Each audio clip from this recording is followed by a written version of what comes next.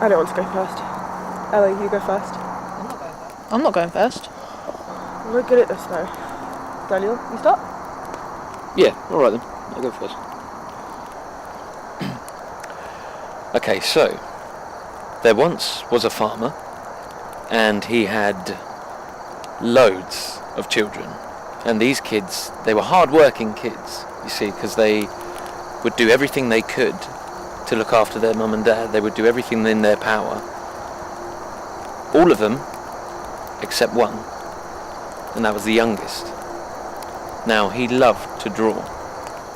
All day while his brothers and sisters were helping their parents, he did nothing for hours but draw in the dirt with a stick.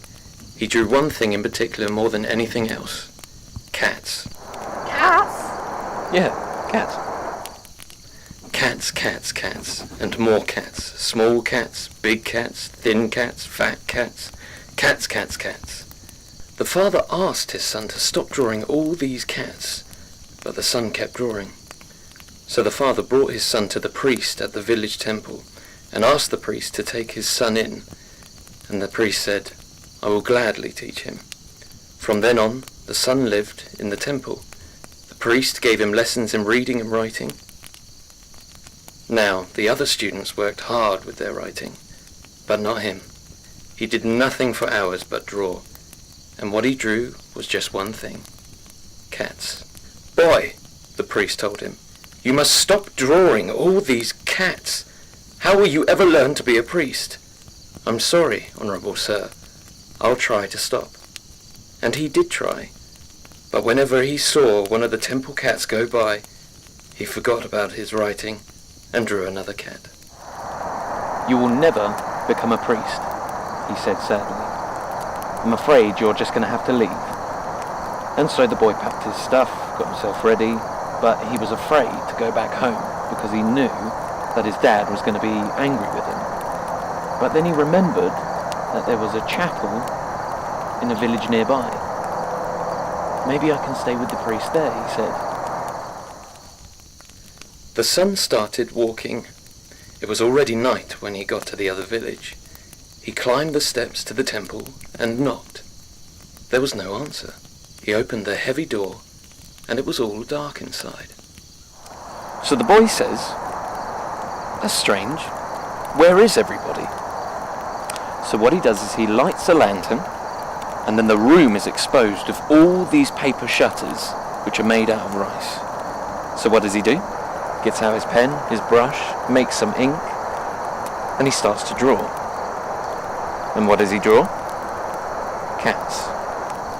Now, there's one shutter in there which is almost as big and long as the room. So he draws a gigantic cat on there. And it's the most biggest and beautiful cat that he's ever drawn in his life. But by doing this, he's gotten very tired. But he doesn't want to sleep in that room. There's something about that room which he still finds strange. So he says to himself, "I'll find a smaller room." He found a cozy closet and settled inside. Then he slid shut the door and went to sleep. Late that night, the son awoke in fright. There was a growling like a large, fierce animal in the temple. Now he knew why the temple was deserted. He heard the thing sniff around the big room. It halted right in front of the closet. Then, all at once, a howl. There was a sound of struggling and roar of surprise and pain. Then a huge thud that shook the floor. Then a soft padding sound. Then silence. The son lay trembling in the dark. He carefully slid the door open and peered out. In the middle of the room lay a monster rat. It lay dead, as if something had smashed it to the floor. The son looked around the room. No one and nothing else was there, just the drawings of the cats. Then he looked again at the one gigantic cat. Didn't I draw the head to the left and the tail to the right? He was sure of it. But now the cat is facing the other way, as if it had come down off the screen and gone back up again. "The cat," he said. His eyes grew wide. Then he pressed his palms together and bowed to the screen. "Thank you, Honourable Cat. You have saved me. For as long as I live, no one will stop me from drawing cats."